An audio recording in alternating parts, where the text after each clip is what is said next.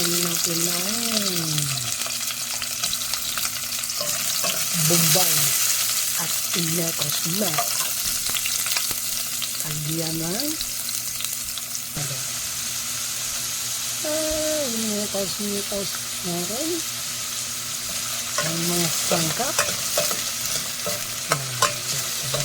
Masarap na Mekos.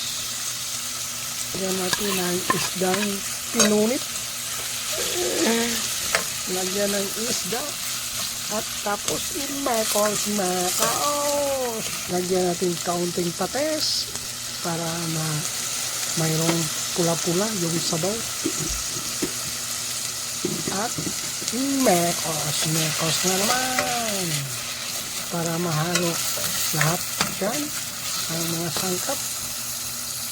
Lagyan natin ng sabaw.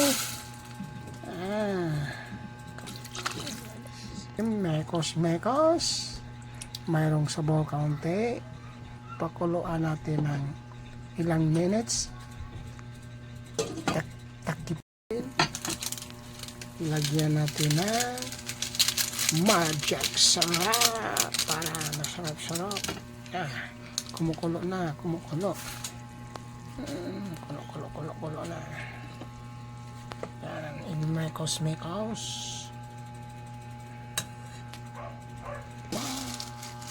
Miswa mga idol. Yan. Lagyan natin ng miswa na pack ng miswa.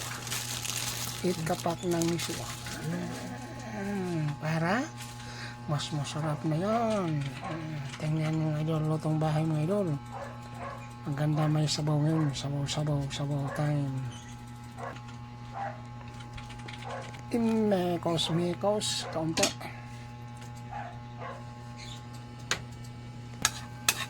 Lagyan natin ng sibuyas dahon. Wow, sarap na mga idol. Yan ang lutong pangbahay mga idol. Tingnan niyo yung lutong pangbahay. Kamu na lang bahala anong recipe yan. Basta lutong pangbahay mga idol. Maraming salamat po sa inyo sa pagtingin sa mga binablog ko. Lutong pangbahay mga idol. Thanks for watching. Arman A Vlog. And see you next time.